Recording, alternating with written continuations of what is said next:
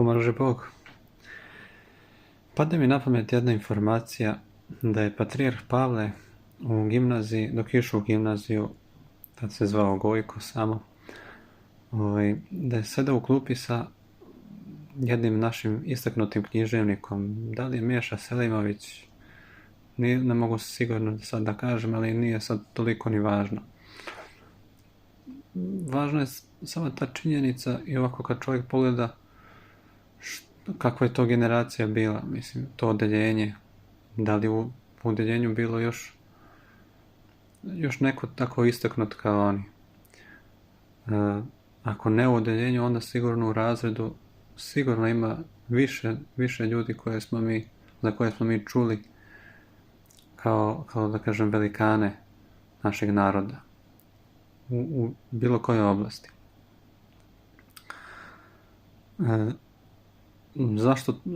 Zašto mi to pade na pamet sad? Pa nekako kao da si izgubio taj neki preduzimljivi duh, ne da kažem preduzetnički, da sad razvijemo biznise, nego nekako smo svi postali nekako mali u svojim glavama, da imamo malu sliku o sebi, da recimo čovjek danas koji završava gimnaziju, ne znam koliko njih ima neku ambiciju da postane neki srpski velikan, književnik i bilo šta nešto veliko. Sad možda ni tadašnji Gojko ni Meša nisu imali ambicije, ali su, kažem, bili veliki. Kažem, koliko je drugačija bila svest tad. Tad nekako, dobro, bila je zemlja dosta nerazvijena, bili smo pod Turcima, pa kad smo se oslobodili, onda je tu trebalo osnivati pozorišta i škole, otvarati muzeje, biblioteke, banke, razne institucije, naravno i bolnice, škole, razne institucije su trebale biti otvorene i to su uglavnom pojedinci bili zaslužni, pojedinci iz naroda bili zaslužni za sve te, da kažem, uspehe, za sva ta otvaranja. Danas, da kažem, sve to već postoji, tako da verovatno ne postoji prilika za nekim takvim isticanjem u delima, ali opet današnji ljudi, omladina naročito, većinom kao da gledaju, kao da mi je cilj da završe školu, da se zaposle i da steknu penziju, to je to. Čovjek koji radi svoj posao, on ništa, ni samo kao jedan šraf u cijeloj mašini i to je to, ne postiže ništa. Ne znam, izgubi se ljudski identitet, to hoću da kažem. Ne postoji ličnost koje i njene sposobnosti se gase u takvim okruženjima, sa takvim stavom, sa takvim ciljevima. Eto, da je Bora Dugić učio školu, da se zaposlio u firmi i da radi samo da bi stekao penziju, koliko bismo bili siromašniji sa muzičke strane. Da je Tesla samo išao u školu, da završi posao, da mu ide staž i da stekne penziju, kakav bi sad svet bio? Ne kažem da je svako od nas Tesla i Bora Dugić,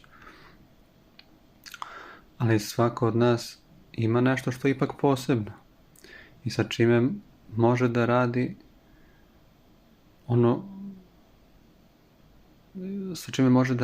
i da zaradi, da ima pristojan i lep život, da bude srećan i ispunjen, da ne bude rob korporacija i raznih firmi, naročito u ovo vreme uglavnom stranih firmi i korporacija u našoj zemlji.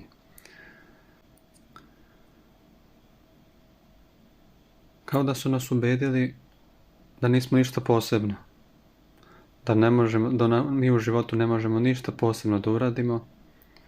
Ćuti, uči školu, radi, gledaj svoja posla i ne bavi se ničim, nemoj ničim da se zanimaš. Sva ta tvoja interesovanja, to je uzalud, ako hoćeš radi nešto tako u slobodno vreme, idi malo pecaj, gledaj fudbal i to je to. Nažalost, na to se svodi ogromna većina naroda.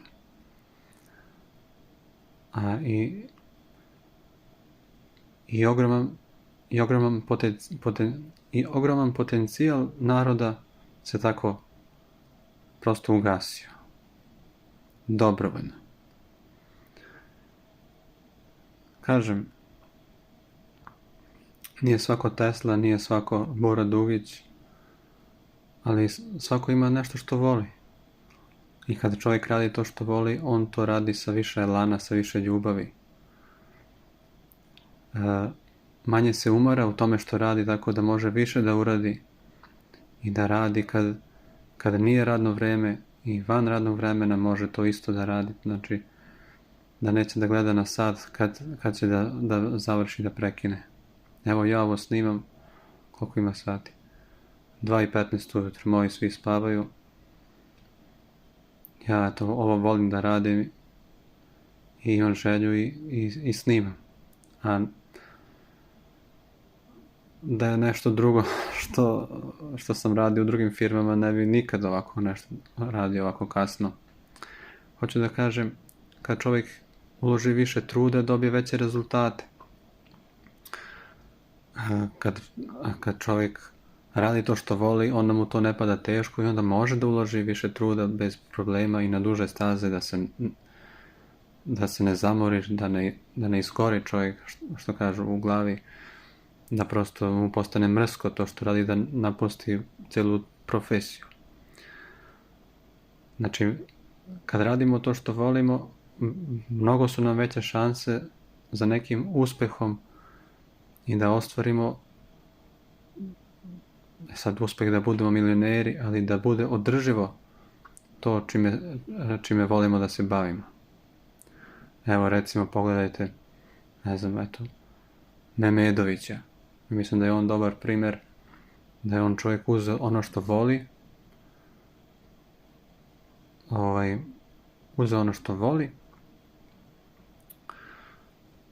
voli prirodu, voli tradiciju, voli zdrav život, voli sport i to je čovjek, da kažem, to je čovjek potencirao i pravio emisije na osnovu toga,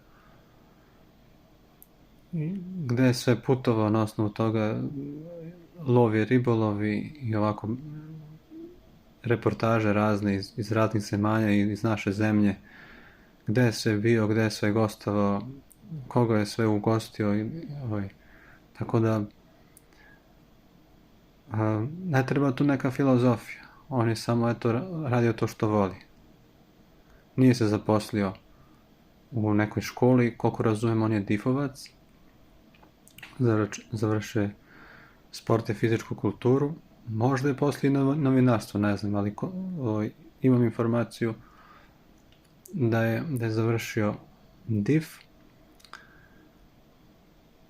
ali se nije zaposlio u školi da bude profesor, nastavnik. Verovatno se nije pronalazio na toj poziciji, ali radi ono što voli. I ima mnogo ispunjeniji život i uspešniji, za mene je to uspešan život kad je čovjek ispunjen, kad radi ono što voli i kad zaradi toliko da može da živi od toga i da nastavi sa time da se bavi. Eto. Hoću da kažem da nam se taj zdrav mentalitet izgubio. I da su nas tako učili pogrešno i nas, naročito naše roditelje.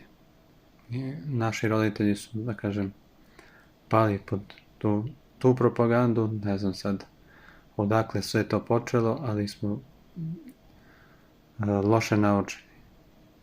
Tada je bilo vreme da čovjek može sa vrlo malo rada u društvenoj firmi da ima sasvim pristojan život i onda su ljudi napuštali sve svoje i svoje imanje na selu i stvari koje vole. Zašto bi se ti sad bavio da sviraš frulu kad to neće niko da te gleda, niko neće da te sluša, da živiš kao siromašan? Uzmi tamo, hvati krivine 8 sati na poslu i posle si slobodan, idi na pecanje, na letovanje, na planinu, uživaj u životu. I većina ljudi se upecala na to i sad, da kažem,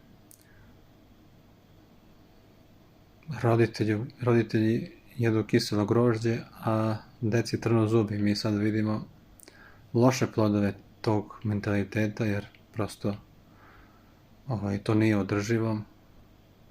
Imamo i probleme sa korupcijom na vlasti i to decenijama unazad, ali i da nije toga, taj sistem prosto nije održiv. Trebalo bi svi da razvijemo ono što volimo, da budemo produktivni, da doprinosimo društvu. Pa sad ko se u kojoj prilici nađe da ostvari ono što vidi da treba da se doprinese društvu.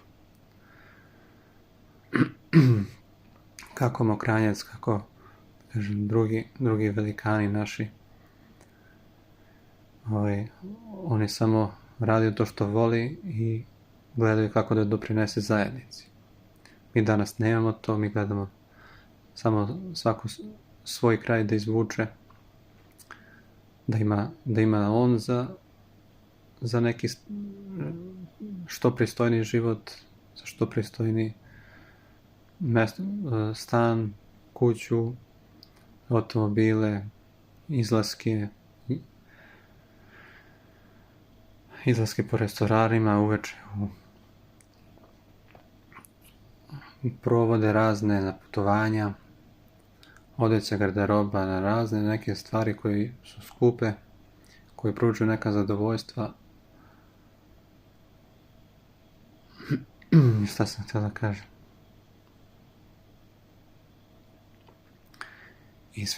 I većina nas gleda sebe za sopstveno uživanje. Malo ljudi gleda da napravi neki doprinos društvu, a to bi trebalo da bude prioritet. Jer čovjek koji pruža doprinos društvu, on će i sam da ima mnogo plodova od toga. Čisto razmišljajte o tome. Zamislite da ste vi rođeni pre 100 godina.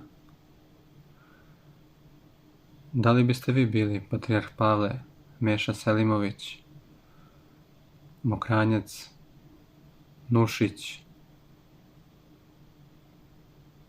Sterija Popović? Da li biste to bili vi? Ili biste samo gledali da nađete posao i da dočekate penziju? Gde bi mi bili sada da su oni tako razmišljali? Zapitajte se.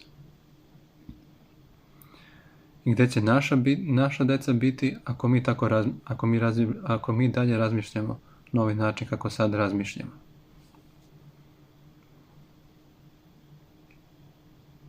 Razmišljajte o tome.